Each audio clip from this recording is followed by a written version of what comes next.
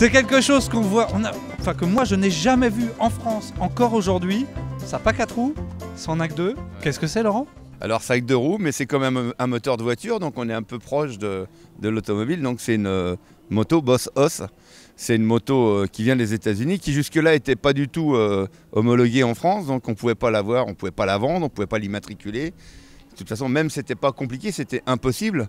Donc on ne pouvait pas obtenir de certificat de conformité. Et en accord avec l'usine, avec la préfecture et puis avec le gouvernement français, bien sûr, on a obtenu toutes les homologations. Et depuis le mois de, on va dire vraiment janvier-février cette année, on a toutes les homologations et on vend ces motos Boss Hoss. Alors qu'est-ce que c'est comme moto, vous allez me dire? Alors c'est une moto, c'est un V8 Chevrolet qui existe en 2 motorisations, 5,7 litres ou 6,2 litres. Soit en 385 chevaux ou en 500 chevaux. Voilà. La moto fait environ 500 kg, donc il y a un rapport poids-puissance extraordinaire, puisqu'on peut dire que le moteur V8, le moteur Chevrolet, porte pratiquement que son poids, quelque chose près. Donc c'est une moto époustouflante en accélération, incroyable en tenue de route, en maniabilité malgré son poids. Il y a un centre de gravité très très bas, la moto est parfaitement équilibrée. Donc on peut vraiment pratiquement faire du surplace avec, se promener en ville. Elle est très maniable, c'est étonnant. C'est étonnant, mais ça s'explique pas, ça se vit quoi. C'est une boîte automatique. Donc c'est un shifter, on est en position D pour avancer ou R pour marche arrière. Il y a une marche arrière couplée au moteur aussi. Et une deuxième vitesse qui est le drive, on a un overdrive.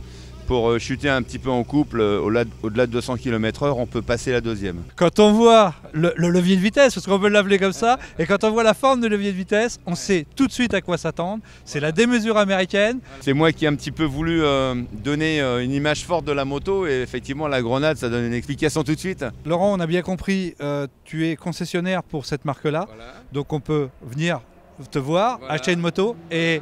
Le prix pour un engin comme ça? Alors les neuves au tarif neuf 63 000 €, hein, TTC, livré, avec tous les papiers bien sûr. Et sur le marché de l'occasion, on en a déjà quelques-unes de rentrées, autour de 50 000, avec 4-5 000 km quasiment neuves. Délai sur une neuve, 3 mois maximum, 2 à 3 mois sur une neuve. Et puis sinon, sur l'occasion, autour de 50 000, on peut accéder déjà à son rêve, sachant que je reprends les anciennes motos. Ça a une importance. Quelqu'un vient avec une moto, même 2 motos, je peux lui reprendre 2 motos pour accéder au rêve, quoi. On va rentrer un petit peu dans les détails. Quand on voit la grandeur du radiateur devant, c'est extraordinaire. Partout, on a des Boss Hoss avec des dessins marqués V8. On est sur un Chevrolet 5,7 litres. Vous êtes motard, que vous aimez le bruit américain, que vous aimez quelque chose qui envoie fort. Regardez la taille des pneus derrière. On parle d'équilibre, bah en effet la moto elle a son équilibre quasiment toute seule avec sa taille des pneus. Le frein à disque, la largeur de ce frein qui permet d'assurer le freinage.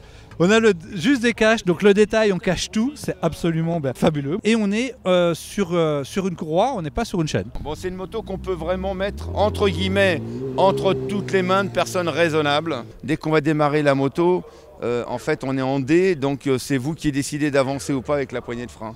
J'ai pas d'embrayage.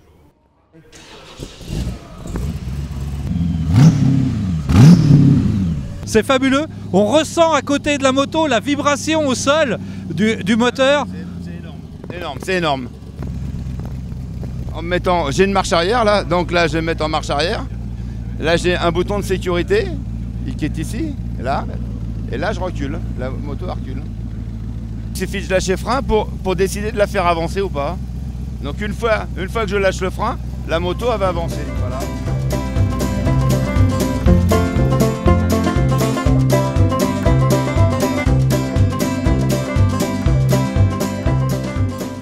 Au plus bas, on est à 62 cm du sol, ce qu'il n'y a pas plus bas sur les motos d'aujourd'hui.